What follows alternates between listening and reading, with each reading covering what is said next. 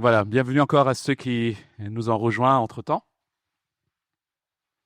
Nous allons poursuivre donc ce matin notre parcours dans ce petit livre, mais avec un message puissant et glorieux du prophète Agé. Samedi matin, dans le premier message, nous avons vu qu'il nous fallait veiller à mettre en priorité l'œuvre de Dieu, chercher d'abord son règne. Puis, hier après-midi, nous avons vu qu'il fallait préserver, persévérer dans son œuvre malgré les apparences, en marchant par la foi et en comprenant que Dieu est notre gloire, la gloire suprême. Et ce matin, nous arrivons donc à la fin de ce livre, au chapitre 2, à partir du verset 10. Agé, chapitre 2, à partir du verset 10. Le 24e jour du 9e mois, la 2e année du règne de Darius, la parole de l'Éternel fut adressée au prophète Agé. Voici ce que dit l'Éternel, le Maître de l'univers. Propose au prêtre cette question sur la loi. Si quelqu'un porte dans le pan de son habit de la viande consacrée, et qu'il touche avec son habit du pain, des plats, du vin, de l'huile ou un aliment quelconque, ces choses seront-elles saintes? Les prêtres répondirent non. Agé dit, si une personne rendue impure par le contact d'un cadavre touche toutes ces choses, seront-elles impures? Les prêtres répondirent, elles seront impures. Alors Agé reprit la parole. C'est ainsi qu'est ce peuple, qu'est cette nation devant moi, déclare l'Éternel. C'est ainsi que sont toutes les œuvres de leurs mains. Ce qu'ils m'offrent est impur.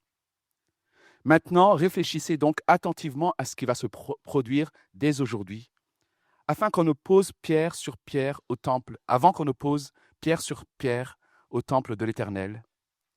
Quand on venait à un tas de 20 mesures, qu'il n'y en avait que 10, quand on venait à la cuve pour puiser 50 mesures, il n'y en avait que 20.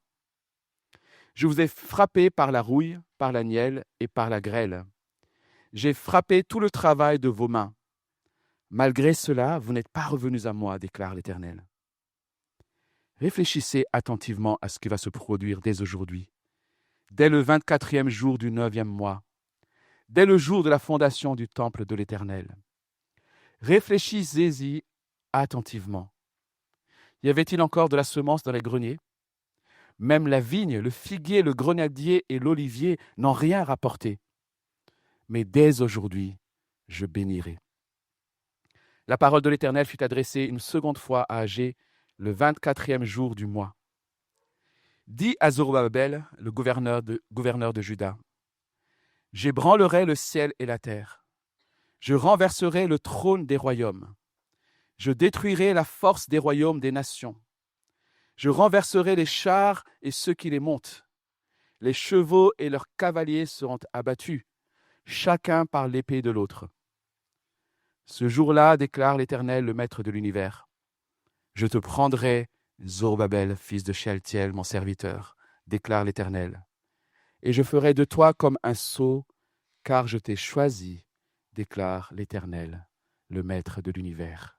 Jusqu'ici, la lecture de la parole de Dieu. Ce message est donné le 18 décembre, en moins 520, soit environ 3 mois après le premier discours que nous avons vu hier matin. Le chantier a donc repris. Le travail dans les champs, le labourage, la semence, etc., a été effectué. Il n'y a plus rien à faire, sinon attendre. Mais à ce moment-là, personne ne peut savoir si la récolte sera bonne ou pas cette fois-ci. On a repris la reconstruction du temple, on a semé dans les champs, on a tout fait, mais la question se pose, est-ce que ça va marcher cette fois-ci? Est-ce que la bénédiction va enfin venir? Ou serait-ce encore une année de sécheresse, une nouvelle année de frustration, avec beaucoup de semences, beaucoup de travail, beaucoup de labeur, mais peu de résultats et peu de récoltes. C'est finalement la question qu'on peut se poser aussi par rapport à notre marche chrétienne. Est-ce qu'on va y arriver? Qu'est-ce qui nous assure qu'on va tenir bon jusqu'au bout? Lorsque je regarde en arrière à toutes mes chutes, à mon parcours chaotique, mais qui m'assure que je tiendrai bon jusqu'au bout? Et qui m'assure que la mission va réussir quand on voit comment le mal progresse, quand on voit la dureté des cœurs autour de nous? Qui nous assure que la mission va réussir? Et Dieu, dans ce texte, invite en quelque sorte le peuple à faire un bilan de son passé pour être rassuré quant à son avenir. Un bilan de son passé pour être rassuré quant à son avenir. C'est comme pour les parents, vous savez, quand vous faites une balade avec vos enfants, une marche un peu longue peut-être, dans une petite randonnée en montagne, quand ils sont encore petits, et puis au départ, ils sont pleins de zèle, ils sont pleins de force, voilà, ouais, ils sont excités. On leur dit, économise tes forces un peu. Et puis, au fur et à mesure de la balade, on voit la lassitude qui arrive, un peu la fatigue. Et puis la question, c'est encore loin? Quand est-ce qu'on arrive? Là, en tant que parent, on se dit, ça va durer longtemps comme ça. Ça va être difficile. Et puis, qu'est-ce qu'on leur dit en général?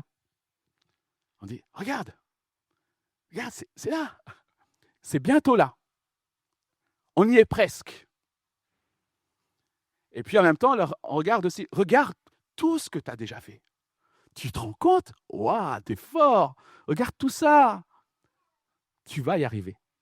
Sauf qu'ici, ce n'est pas regarde ce que tu as fait, mais c'est regarde ce que j'ai déjà fait. Et écoute ce que je vais encore faire. Regarde ce que j'ai déjà fait et écoute ce que je vais encore faire. Dieu veut que le peuple et chacun de nous ce matin comprennent que c'est lui qui est à l'œuvre et que la réussite, la victoire ne dépend pas des capacités de son peuple, mais de sa capacité à lui à accomplir son plan glorieux. Et c'est ce que nous allons voir en 3 étapes. De l'impureté à la pureté, versets 10-14. De la malédiction à la bénédiction, versets 15 à 19. Et enfin de Zorobabel, j'ai du mal à dire ça, Zorobabel, à Jésus-Christ, versets 20 à 23. De l'impureté à la pureté, 10-14. De la malédiction à la bénédiction, 15-19. Et de Zorobabel à Jésus-Christ, versets 20 à 23. Voyons donc dans un premier temps ce premier parcours de l'impureté à la pureté. Au verset 10 à 13, Dieu demande à Agé de poser au prêtre, on suppose qu'il est dans le temple, 2 questions rhétoriques. Il demande d'abord si un vêtement consacré, un vêtement saint, vous savez à l'époque, au fait, lorsqu'il y avait parfois des rituels, des sacrifices, etc., il y avait des restes, on va dire, du sacrifice qui étaient destinés aux prêtres et c'était déclaré comme saint et c'était porté dans les pans de la robe du prêtre. Et cette robe était elle-même, du coup, sainte. Le vêtement était saint. Donc, voilà un peu ce qu'il y a derrière cette question. Et la question qui se pose, du coup, si ce vêtement saint, ce vêtement consacré, touche des objets, est-ce que les objets seront eux aussi sanctifiés, consacrés, saints? Et la réponse des prêtres, c'est non. Par contre, si un homme impur, un homme qui a touché un cadavre, et selon la loi, cet homme-là est impur. Si un homme impur touche les objets plutôt, est-ce que cet objet est impur? La question est oui. Donc, la sanctification, la sainteté, quelque part, ne produit pas la sainteté sur les objets. Par contre, l'impureté produit l'impureté. Et puis tombe le verdict au verset 14. C'est ainsi que ce peuple Qu'est-ce peuple, pardon, qu'est cette nation devant moi, déclare l'Éternel. C'est ainsi que toutes les œuvres de leurs mains, ce qu'ils m'offrent est impur. Quelle déclaration et quel diagnostic. Lorsque Dieu a délivré son peuple de l'esclavage en Égypte, Dieu l'a mis à part pour lui. Mettre à part, il y a un autre mot pour ça, c'est il l'a sanctifié, il l'a purifié, il l'a consacré à son service. Il a fait de ce peuple un peuple saint. C'est une déclaration de Dieu. Je te consacre pour moi. Mais Israël, dans son histoire, s'est souillé avec les idoles des autres peuples. Il est donc devenu, en quelque sorte, impur. Et tout ce qu'il touche, y compris ses offrandes, était devenu impur. Et la question qu'on se pose alors, c'est comment purifier le peuple? Si tout ce que le peuple touche devient impur, même ses offrandes à Dieu deviennent impures, comment peut-il se purifier? Et la réponse, c'est qu'il ne peut pas lui-même se purifier. Seul Dieu peut le purifier. Cela ne peut venir que d'une aide extérieure. Seul Dieu peut le déclarer à nouveau pur. Seul Dieu, dans sa grâce, pardonne et purifie le péché. Et si le peuple a pu se remettre au travail pour bâtir le temple, s'ils ont pu obtenir à nouveau la faveur de Dieu, c'est parce que Dieu leur a fait grâce. Chers amis, le péché souille tout ce qu'il touche. Le péché est contagieux. Le péché impacte nos relations. Le péché abîme. L'impureté ne peut pas d'elle-même produire de la pureté. L'impureté ne peut produire que de l'impureté. Les gars, enfin les gars dans la maison, enfin nos enfants, ils ont tous un vélo, ils aiment bien faire du vélo. Et souvent les vélos tombent ont des soucis, des chaînes, des trucs comme ça. Enfin, vous connaissez, pour ceux qui ont des vélos. Alors ils montent le vélo dans l'appartement et puis ils réparent. Et là, c'est la catastrophe, quoi. Parce que là, ils s'en mettent plein les mains, plein de graisse, tout noir. Et bien sûr, ils ne font pas attention, un peu plus maintenant, mais ils ne font pas attention.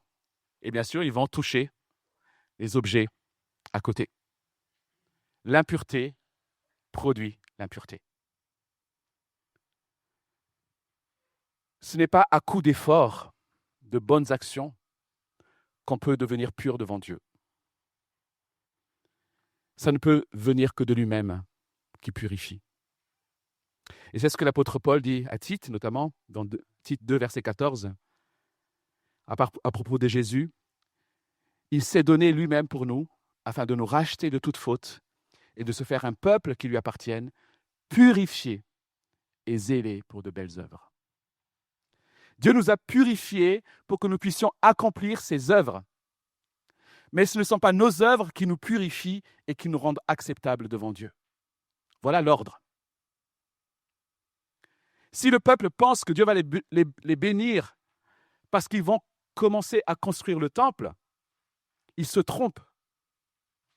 On se trompe nous-mêmes si on dit que parce qu'on travaille pour lui, parce qu'on le sert, alors nous serons bénis, alors que nous négligeons la question du péché et de l'impureté. Quand Dieu avait repris son peuple au chapitre 1, la réaction du peuple, on ne l'a pas dit hier, mais la réaction du peuple suppose une repentance. Au verset 12 au chapitre 1, nous avons vu qu'ils ont écouté la voix de l'Éternel et ils ont été saisis d'une grande crainte. Ils ont réalisé la gravité du péché. Ils ont réalisé qu'ils méritaient la colère de Dieu, la condamnation. Et ils se sont mis à son écoute. Ils se sont tournés vers lui. C'est ça la repentance, les amis. Et il me semble qu'on ne parle pas suffisamment de repentance. Peut-être certains diront qu'on en parle trop dans notre Église.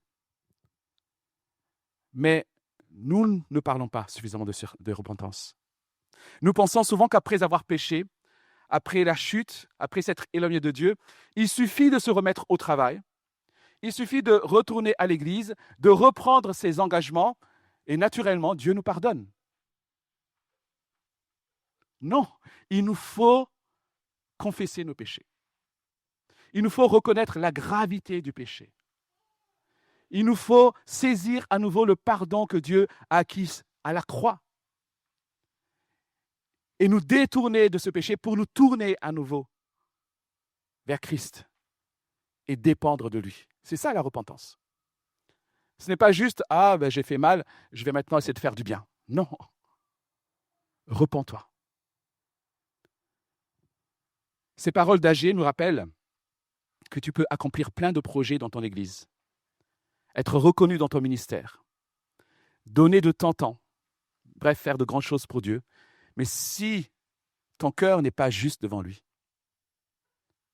si tes motivations ne sont pas bonnes, si tu ne règles pas, si tu ne cherches pas à régler la question du péché, tu contamines ce que tu touches. Et écoutez comment Dieu s'est adressé au peuple par la bouche d'Ésaïe, chapitre 29, verset 13. « Ce peuple s'approche de moi, il m'honore de la bouche et des lèvres, mais son cœur est éloigné de moi, et la crainte qu'il a de moi n'est qu'un commandement humain. Ils le sont apprises. » Nos motivations, chers amis, l'état de notre cœur compte pour Dieu. Nos pensées, même les plus intimes, comptent pour lui et il les connaît. Nous pouvons faire semblant devant les hommes, mais Dieu voit et Dieu connaît. On a encore chanté ce matin. Est-ce que nous sommes de ceux qui, comme Paul l'écrit à Timothée, n'ont de piété que l'apparence? Ou de ceux qui recherchent la justice, la piété, la foi, l'amour, la patience, la douceur? Notre seul secours, c'est la grâce de Dieu. Jésus-Christ. Ce n'est qu'en lui qui purifie nos péchés et qui continue à intercéder pour nous aujourd'hui. C'est en lui que nos chants, nos prières, nos cœurs parfois partagés vont être reçus par Dieu. Ce que Dieu veut, ce n'est pas d'abord nos services. Ce que Dieu veut, ce ne sont pas nos performances, nos connaissances. Ce que Dieu veut, c'est notre sanctification. Je suis saint. Vous serez saints car je suis saint. De l'impureté à la pureté. De la malédiction à la bénédiction, versets 15 à 19. Dieu demande ensuite au peuple de prendre le temps de réaliser dans l'état dans lequel il se trouvait pour mieux reconnaître ce qu'il est sur le point de leur accorder. Maintenant, réfléchissez donc attentivement à ce qui va se produire, verset 15, dès aujourd'hui. Dans d'autres versions, il est dit ce qui va se produire jusqu'à ce jour, qui s'est produit là, dernièrement, En effet, le peuple avait encore dans leur mémoire et sous leurs yeux les traces de la punition de Dieu. On l'a vu hier matin pour ceux qui étaient là. Ils ont vu les conséquences de leur négligence. Dieu a dû les corriger durement pour qu'ils s'arrêtent et qu'ils considèrent l'état de leur cœur, leur négligence. Et cette situation n'avait engendré que frustration et insatisfaction, que Dieu rappelle au verset 16. Quand on venait à un tas de 20 mesures, il n'y en avait que 10. Quand on venait à la cuve pour puiser 50 mesures, il n'y en avait que 20. Des attentes qui n'étaient jamais comblées, des insatisfactions, etc., etc. Mais Dieu va les rassurer au verset 19. Dès aujourd'hui, je bénirai. Waouh! Dès aujourd'hui, je bénirai. Hier, on a entendu « Je suis moi-même avec vous. Je serai moi-même avec vous. » Et là, on entend cette autre promesse. Dès aujourd'hui, je bénirai. Vous allez voir maintenant combien vous êtes bénis. Avec la pluie qui arrive, avec la moisson qui arrive, la récolte qui va être bonne, vous allez voir la bénédiction. Agé insiste pour dire d'une part, Dieu insiste pour dire d'une part que ce qui leur est arrivé était une correction divine, mais que maintenant, il va les bénir. Il veut en quelque sorte qu'ils comprennent le temps qui prennent le temps de bien observer la différence entre le passé et ce qui arrive maintenant, la bénédiction. Je ne sais pas vous, mais en tout cas, en ce qui me concerne, j'aspire à être béni. Nous aspirons tous à être bénis. Mais le problème, c'est que lorsque la bénédiction est là, cette bénédiction que nous avons demandée, lorsqu'elle arrive, nous pouvons vite oublier que c'est une bénédiction. Vous savez, le peuple d'Israël dans le désert, après la sortie de l'Égypte, ils avaient certainement rêvé d'être délivrés de l'esclavage. Ils ont peut-être même prié pour ça, j'en sais rien. Toujours est-il qu'on imagine qu'ils voulaient être délivrés de l'esclavage. Qui pouvait être content d'être ainsi exploité par un autre peuple et soumis à la dureté de l'esclavage? Ils voulaient être délivrés. Mais lorsqu'ils ont été exaucés, lorsque Dieu les délivre, ils oublient l'état dans lequel ils étaient. Ils oublient la bénédiction que Dieu vient juste de leur accorder. Et nous sommes comme ça, les amis. Nous sommes comme ça. Nous ne voyons pas, nous avons du mal à voir la bénédiction de Dieu. Nous attendons encore celle qui est à venir, alors qu'il y a déjà là la bénédiction. Dieu a déjà accordé toutes sortes de bénédictions. Nous avons besoin sans cesse de nous rappeler d'où Dieu nous a secourus et le prix qu'il a payé pour nos péchés. Et c'est entre autres la raison pour laquelle nous prenons la scène, comme nous allons l'apprendre là tout à l'heure. Souviens-toi de l'état dans lequel tu étais. Arrête-toi. Regarde en arrière. Dieu te bénit. Dieu t'a béni.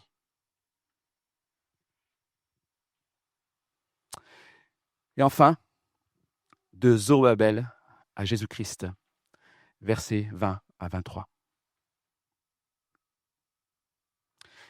Ici, le prophète s'adresse directement au chef du peuple, Zorobabel, le même jour. Et il va annoncer la bénédiction ultime, qui est bien supérieure à la pluie, bien supérieure à la moisson abondante. Le peuple, c'est ça qu'il attendait. Est-ce que la pluie va tomber? Est-ce que la sécheresse est effectivement finie? Est-ce que la récolte sera bonne? Mais Dieu va annoncer une bénédiction bien supérieure. J'ébranlerai le ciel et la terre. Je renverserai le trône des royaumes. Je détruirai la force des royaumes des nations. Je renverserai les chars et ceux qui les montent. Les chevaux et leurs cavaliers seront abattus, chacun par l'épée de l'autre.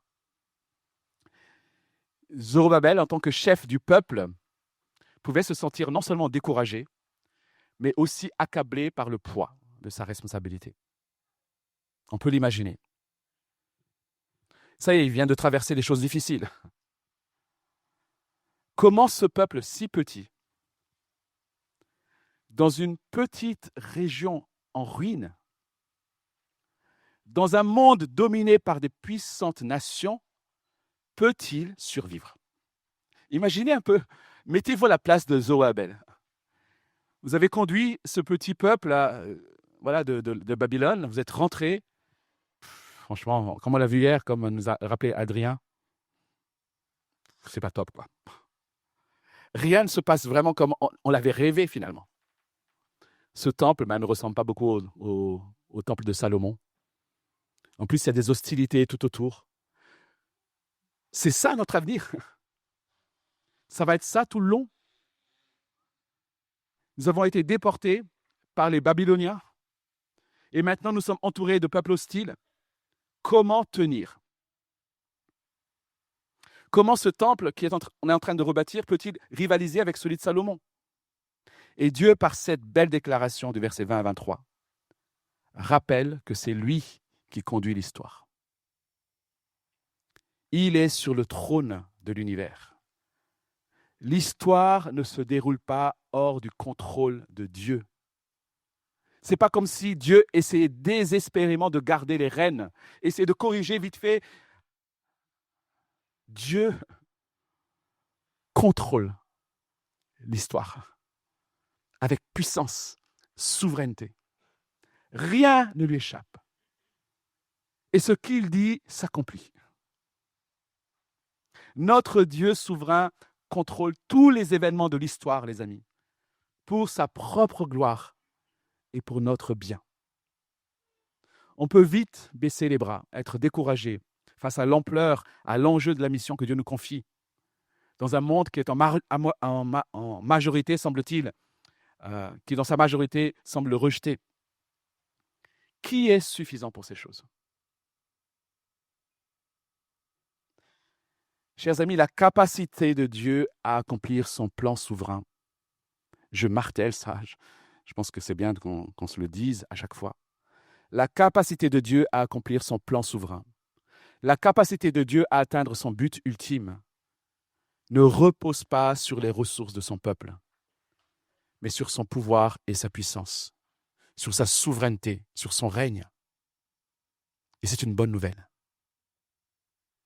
N'oublions pas que notre Seigneur, pour bouleverser le cours de l'histoire, pour se constituer un peuple de toutes les nations, parce que c'est ce qu'il a fait, pour faire tout ça, pour que nous soyons aujourd'hui des millions de croyants.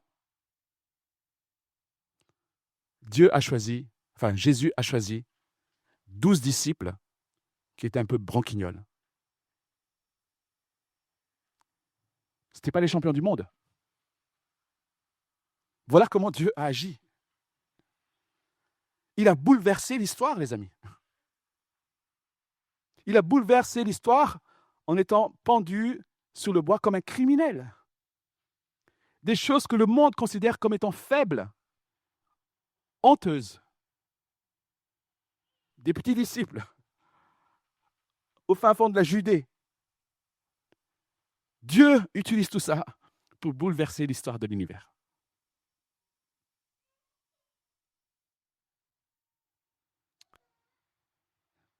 Alors, dans nos découragements, lorsqu'on a l'impression de ne pas être la bonne personne, dans notre syndrome de l'imposteur, je ne sais pas si ça vous arrive, de vous dire, mais franchement, lorsque je regarde mon cœur, lorsque je vois mes travers, j'ai l'impression de ne pas être à ma place. Dieu s'est trompé, quoi. Et j'ai peur qu'à un moment donné, les gens s'en aperçoivent que je ne suis pas à la bonne place. Face à tout ça, et c'est peut-être ce que Zorobabel a pu ressentir ici, Dieu lui dit, ce jour-là, déclare l'Éternel, le Maître de l'univers, je te prendrai, fils de Shealtiel, mon serviteur, déclare l'Éternel, et je ferai de toi comme un sceau, car je t'ai choisi, déclare le Maître, l'Éternel, le Maître de l'univers. Je t'ai choisi. Voici une déclaration source d'assurance. Et ce choix n'est pas expliqué, ce choix n'est pas argumenté. Ce n'est pas « je t'ai choisi parce que », mais « je t'ai choisi pour ». C'est un choix souverain. Ce n'est pas parce que Zorobabel était compétent, capable, que Dieu l'a choisi, mais c'est parce que Dieu l'a choisi que Zorobabel a été rendu compétent et capable. Son assurance repose sur cette déclaration « je t'ai choisi ». Tu n'es pas à la mauvaise place. Oui, tu te sens incompétent. Oui, tu te sens incapable. Mais je t'ai choisi. Je t'ai choisi. Dieu qualifie et équipe ceux qui l'appellent. C'est Dieu lui-même qui choisit Zorobabel pour être son sceau, verset 23. Le sceau, il faut le comprendre, était l'instrument que le roi utilisait pour sceller les documents officiels. Vous connaissez, hein, bref. Le sceau était le symbole de son autorité et de son honneur. Quand les destinataires recevaient un courrier avec le sceau du roi, cela voulait dire qu'ils avaient l'intérêt à bien écouter et à obéir. Le sceau était donc un objet important, un objet précieux. C'était une marque de pouvoir et d'autorité sur lequel il fallait particulièrement veiller. Voilà pourquoi généralement le roi portait son sceau sur lui-même, parce qu'il ne fallait pas que quelqu'un d'autre le prenne. cette réalité de la promesse de Dieu, de choisir Zorobabel pour être son sceau, sera pour lui une source de réconfort et d'encouragement. C'est Dieu qui m'a mis à cette place. C'est Dieu qui m'a choisi. C'est Dieu lui-même qui donne autorité et le pouvoir sur ce peuple. Je n'agis pas en mon nom. J'agis au nom de Dieu. Je suis son sceau. C'est ça le message de Dieu à Zorobabel. Même si les royaumes les plus puissants de la terre seront ébranlés et tomberont, il ne doit pas avoir peur parce qu'il est choisi par Dieu. Et parce qu'il est choisi, il est précieux aux yeux de Dieu, comme un sceau qu'on porte sur le doigt du roi. Ce que dit Dieu à Zorobabel ici est encourageant pour nous aussi, qui avons été choisis par Dieu pour prendre part à son œuvre. Mais pour bien comprendre ce texte, il nous faut voir en Zorobabel la figure de Jésus-Christ. Zorobabel n'a pas vu de son vivant les nations ébranlées et renversées. Il n'est pas monté sur le trône pour régner. Parce qu'en réalité, il préfigure Jésus-Christ, en qui toutes ses promesses seront accomplies.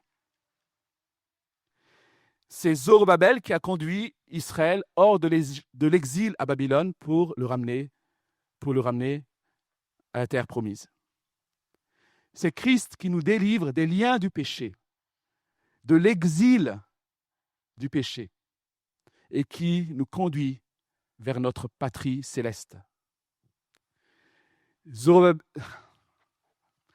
je ne sais pas pourquoi ça ne marche pas.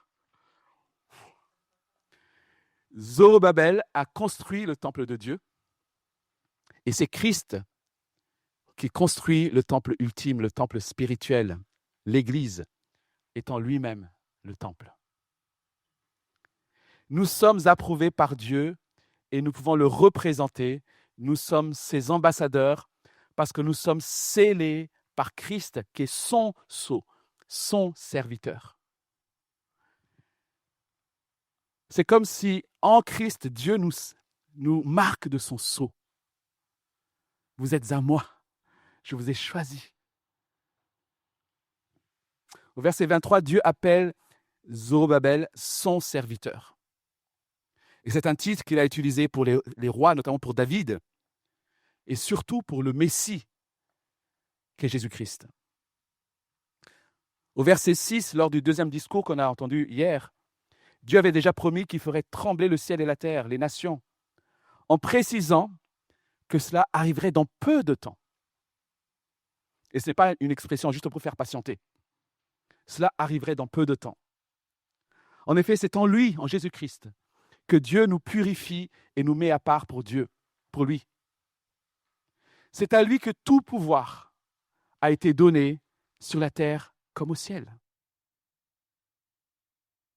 Même s'il y a pu avoir un accomplissement partiel dans l'histoire par la chute de l'Empire perse, babylonien d'abord, ensuite perse, puis grec, les nations ont été ébranlées.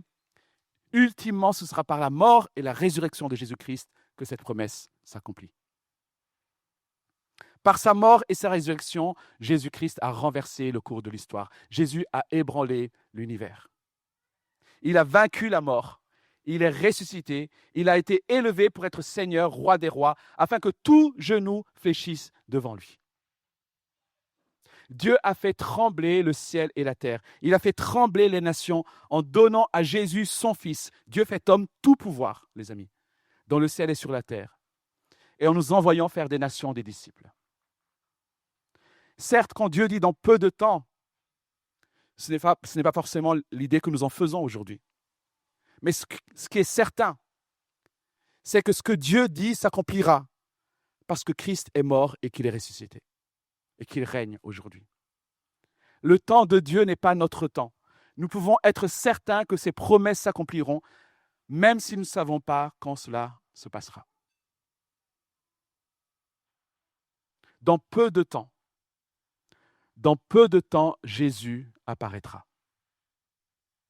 Dans peu de temps, tout le monde, tous les yeux le verront. Dans peu de temps, tout genou fléchira. Voilà le cours de l'histoire, les amis. Cette histoire que Dieu contrôle. Dans peu de temps, l'univers sera à nouveau ébranlé parce que Christ reviendra. Et sa justice recouvrira tout l'univers. Et je conclus. Si Zorobabel, en attendant ces paroles d'Agé,